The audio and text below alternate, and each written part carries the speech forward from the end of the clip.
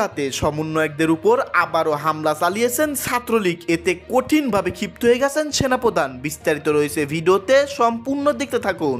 ক্ষমতা থেকে তারা পইরা গেলে, মানে ইউনূস সরকার পইরা গেলে এদের বিরুদ্ধে হয়তো অনেক ধরনের দুর্নীতির খবর আসবে। গুটি কয়েক ছাত্র নেতা সরকারকে নিয়ন্ত্রণ করছে, অভিযোগ নূরের। দোষের বিচার করতে হয়, আগে হাসনাত এবং সার্জিসের বিচার করে নিরপেক্ষতা প্রমাণ করতে হয়। প্রতিটা জায়গায় তো তোদের মনে কর সিন্ডিকেট হয়েছে। প্রতিটা বড় বড় জায়গায় কে কোন পদে থাকবে, কে কি করবে না করবে, সমস্ত দিক নির্দেশনা তো তোরা দিচ্ছিস। তাহলে আওয়ামী লীগ আর বিএনপির কেন নাম দিচ্ছিস বল? আসসালামু আলাইকুম সম্মানিত দর্শক, আজকের এই ভিডিওটি অত্যন্ত গুরুত্বপূর্ণ, অনেক স্পেশাল। ভিডিওটি আপনারা সম্পূর্ণ দেখবেন। সম্মানিত দর্শক মণ্ডলী, মহা বিপদে পড়ে গেছে সমন্বয়করা, এবং সমন্বয়কদের এই নতুন আত্মপ্রকাশ করা রাজনৈতিক দল আন্তর্জাতিকভাবে নিষিদ্ধ হতে চলেছে। তাছাড়াও আজকে রাতে সমন্বয়কদের উপর বেধড়ক হামলা চালিয়েছেন নিষিদ্ধ ছাত্রলীগ। সম্মানিত দর্শক মণ্ডলী, গুরুতরভাবে আহত হয়েছেন প্রধান সমন্বয়করা। দর্শক মণ্ডলী, আজকের এই ভিডিওটি দেখলে আপনারা অবাক হয়ে যাবেন সমন্বয়কদের উপর কেন বারবার হামলা করা হচ্ছে। সমন্বয়করা নতুন রাজনৈতিক দল আত্মপ্রকাশের পর তারা আরো বেশি বিপদের মধ্যে পড়ে গেছে। যাই হোক, আজকের এই ভিডিওটি দেখলেই বিস্তারিত জানতে পারবেন, বুঝতে পারবেন। তো বেশি কথা না বাড়িয়ে আমরা মূল ভিডিওতে চলে যাই। আপনারা মনোযোগ সহকারে ভিডিওগুলো সম্পূর্ণ দেখতে থাকুন। আসসালামু আলাইকুম। মাঠে নেমেছে বৈষম্য বিরোধী ছাত্র দলের জাতীয় নাগরিক কমিটির যে রাজনৈতিক দল আছে, জাতীয় নাগরিক পার্টি। মাঠে নামার পর তাদেরকে নিয়ে আলোচনা সমালোচনা যেন শেষই হচ্ছে না, বাট তারা তাদের গতিপথের দিকে এগিয়ে যাচ্ছে। ডক্টর ইউনূসের দীর্ঘদিনের স্বপ্ন ছিল জাতীয় নাগরিক শক্তি নামে একটা রাজনৈতিক দল করবেন। খেয়াল আছে তো, 2008 বা 2007 দিকে তিনি একটা রাজনৈতিক দল লঞ্চ করার চেষ্টা করেছিলেন, একটা পার্টিও বানাইছিলেন, ওটার নাম ছিল জাতীয় নাগরিক শক্তি। কেউ কেউ বলার চেষ্টা করছেন ওই জাতীয় নাগরিক শক্তি আজকে জাতীয় নাগরিক পার্টি। আবার ডক্টর ইউনূস ইন্টারন্যাশনাল মিডিয়াকে যে সাক্ষাৎকার দিয়েছেন, ছাত্রদের এই দলটাকে ইমপ্লিমেন্ট করার বিষয়ে যে কথাগুলো বলেছেন, সেখান থেকে অনেকে বলতেছে ডক্টর ইউনূসের দল, আর বিএনপি বলতেছে কিংস পার্টি। ছাত্ররা আবার বলতেছে তোমরাই তো কিংস পার্টির প্রবর্তক। যাই হোক, এই যখন আলোচনা সমালোচনা আছে, তখন এই প্রথমবারের মতন নিজেদের রাজপথে কর্মসূচি ঘোষণা করেছে জাতীয় নাগরিক পার্টি। আগামীকাল সকাল 7টায় সাভার জাতীয় স্মৃতিসৌধে এই এনসিপির নেতারা মহান মুক্তিযুদ্ধের শহীদদের স্মরণে শ্রদ্ধা নিবেদন করবেন। একটু তো তারা অবস্থান থেকে সরে আসছে। 1971 নিয়ে তাদের বিতর্কিত কিছু মন্তব্য চলে আসছিল, বাট সিস্টেমে তারা আবার রিবেক করে আসা 71 ইস্যুটাকে এখন পজিটিভলি নিচ্ছেন। তো ওইখানের পরে তারা যাবে রাজধানীর রায়ের বাজারে সকাল 10টায়। 24-এর ছাত্র জনতার যে কবর, সেইগুলো তারা জিয়ারত করবেন। তো আমার মনে হয় জিয়ারতের পাশাপাশি হাসপাতালে যারা চিকিৎসাধীন আছে তাদের চিকিৎসার ব্যবস্থাটা তোমরা চিন্তা রাখো। আর দুই কর্মসূচিতেই নাহিদ এবং সদস্য সচিব আক্তার তারা উপস্থিত থাকবেন।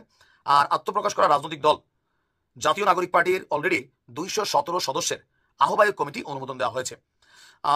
বলা হয়েছে যে 28 ফেব্রুয়ারি ঢাকার মানিক মে এভিনিউতে জাতীয় নাগরিক পার্টি নামে যে রাজনৈতিক দল আত্মপ্রকাশ করেছে, তারা আস্তে আস্তে সারা দেশের মানুষের আকাঙ্ক্ষা, তাদের যে চাহিদা আগামীর বাংলাদেশ, তারা এটাকে নিয়ে ধারণ করতে চায় এবং কি আগামী দিনে তারা কাজ করতে চায়। তো এখানে অনেক কিছু কিন্তু এখন বাকি আছে।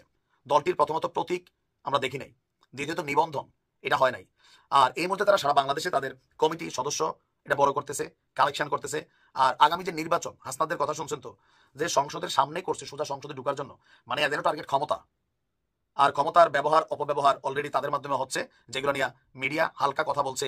ক্ষমতা থেকে তারা পইরা গেলে, মানে ইউনূস সরকার পইরা গেলে এদের বিরুদ্ধে হয়তো অনেক ধরনের দুর্নীতির খবর আসবে, ভালো খবরও আসবে। এখন অনেক কিছু ছড়াচ্ছে, কোনোটা গুজব, কোনোটা সত্য মিথ্যা মিশ্রিত।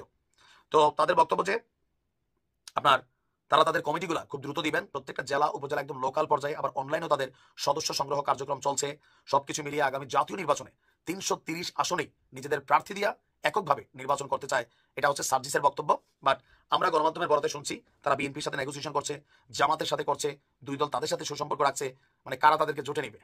বিএনপি 20-25টা সিট দিবে বলছে, জামাতের সিটের খবর প্রকাশিত হয় নাই। তো যাই হোক, আনুষ্ঠানিকভাবে এই দলের আত্মপ্রকাশ ঘটছে। তবে তাদের যেই স্লোগানটা আছে ইনকালাব জিন্দাবাদ, এটা দিয়ে আবার কোন সেন্স তাদের আছে এটা হয়তো আমরা ভবিষ্যতে বুঝতে পারবো। ডায়লগ তো সবাই সুন্দর দেয়, নতুনত্ব রাখা লাগে, তারাও রাখার চেষ্টা করছে। বর্তমান বাংলাদেশে যে অবস্থা, মানে সাধারণ মানুষের যে অবস্থা, প্রতিটি মানুষ আজ বাঁচতে চায়।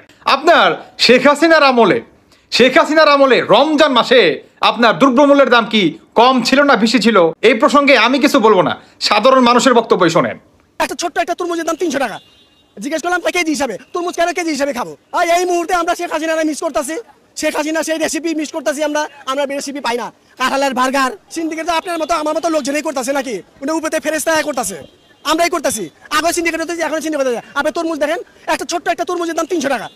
জিজ্ঞেস করলাম কেজি হিসাবে, তরমুজ কেন কেজি হিসাবে খাবো? তরমুজ হবে পিস হিসাবে।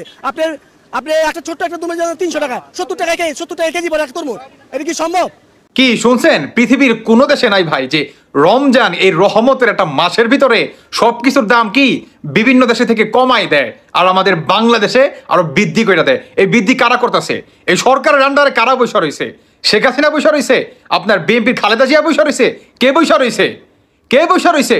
ডক্টর ইউনূস, এই সমন্বয়ক, এই উপদেষ্টার এই বৈশা রয়েছে। তাহলে এই সিন্ডিকেটটা কাদের? এরা যে বলতাছে যে, বা সমন্বয়করা অনেকেই বলে যে এখন পর্যন্ত আওয়ামী লীগের দোসররা এই সিন্ডিকেট করে খাচ্ছে। আরে বেটা, প্রতিটা জায়গায় তো তোদের মনে কর সিন্ডিকেট রয়েছে। প্রতিটা বড় বড় জায়গায় কে কোন পদে থাকবে, কে কি করবে না করবে, সমস্ত দিক নির্দেশনা তো তোরা দিচ্ছিস। তাহলে আওয়ামী লীগ আর বিএনপির কেন নাম দিচ্ছিস বল? কেন নাম দিচ্ছিস বল? হ্যাঁ, আজকে বাংলাদেশে সাধারণ মানুষ বাঁচতে চায়। আরে ভাই, আপনারা ইলিয়াস কাঞ্চনের বক্তব্যটা শোনেন, চলচ্চিত্র জগতের, যে চলচ্চিত্র জগৎ থেকে নাকি আপনার আওয়ামী লীগে কিংবা বাংলাদেশটাকে একটা দৌলিয়া মনে করেন বানায় হয়েছে। দেখেন, শোনেন, আপনারা নিজেই শোনেন। সমন্বয়কদের জানিয়ে দেন, যারা রাষ্ট্র পরিচালনা করতেন তাদেরকে জানিয়ে দেন যে তারা যেন আজকের দিনের পরে যেন আর এইভাবে যদি আওয়ামী লীগের দোষরের বিচার করতে হয়, আগে হাসনাত এবং সার্জিসের বিচার করে নিরপেক্ষতা প্রমাণ করতে হবে। কি শুনলেন তো? শুনলেন? যদি শেখ হাসিনার কিংবা আওয়ামী লীগের নেতাকর্মীদের যদি বিচার করতে হয়, সবার আগে বিচারের আওতায় আনতে হবে এই হাসনাত সার্জিসদের। তিনি কি গু খায়? তিনি কি ভাত খায় না? তার মাথায় কি বুদ্ধি নেই? তাকে কি পাশে থেকে কেউ শিখিয়ে দিচ্ছে? তিনি কি শিখানো কোনো কথা মিডিয়ার সামনে প্রকাশ করতেছে? তার কি কোনো ঠাকা লাগছে? তিনি হচ্ছে সাধারণ জনগণ। তারা কি বোঝে না? তারা কি বোঝে না যে কাদের মাধ্যমে কি হচ্ছে? আরে ভাই, বাংলাদেশের মানুষ এই সমন্বয়কদের মাথায় তুলে নাচতো যদি তারা এই বৈষম্য নামে, যদি তারা এই বৈষম্যটা আপনার সঠিকভাবে ধরে রাখতে পারতো এবং সাধারণ মানুষের ভিতরে যদি শান্তি ফিরায় আনতে পারতো। পারছে? পারে নাই।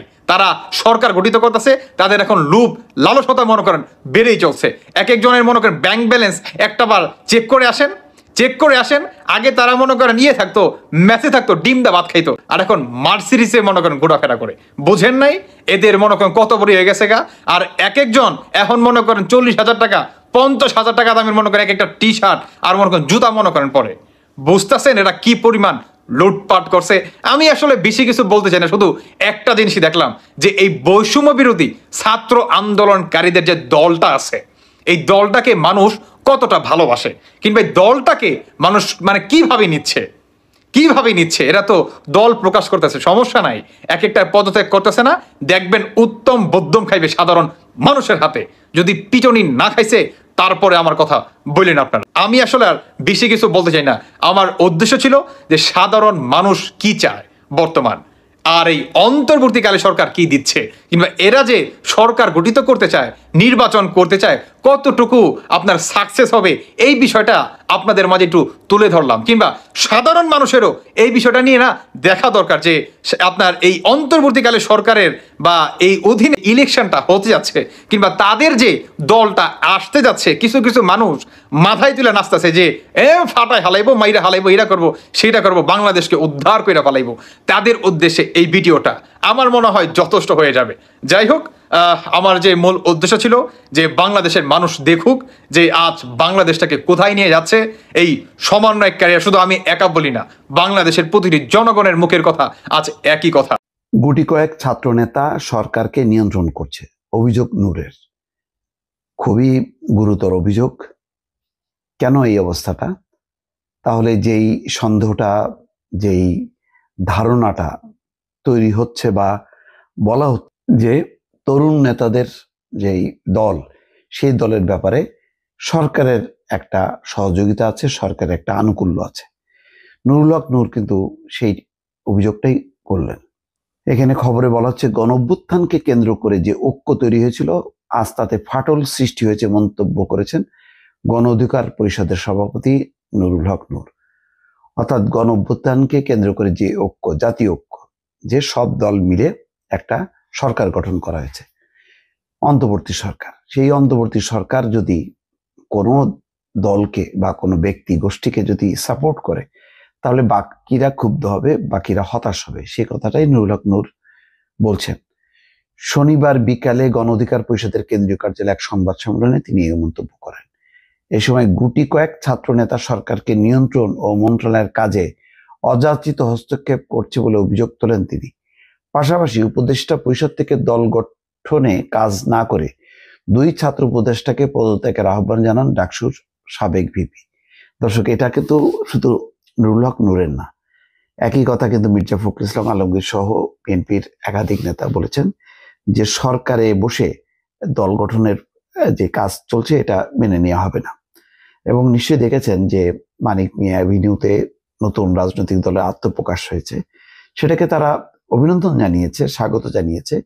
কিন্তু প্রতিনিধি দল সিলেকশনের ব্যাপারে কিন্তু বিএনপি খুব চুজি ছিল বা হিসাব নিকাশ করে তারা পাঠিয়েছে।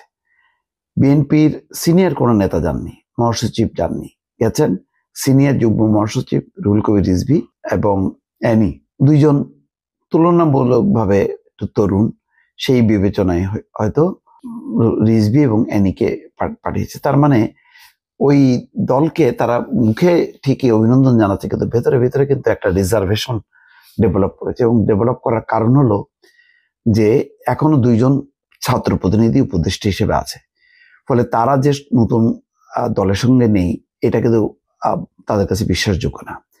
যেমন এই কারণেই নুরুল হক নূর কিন্তু তাদের পদত্যাগ চাইছেন।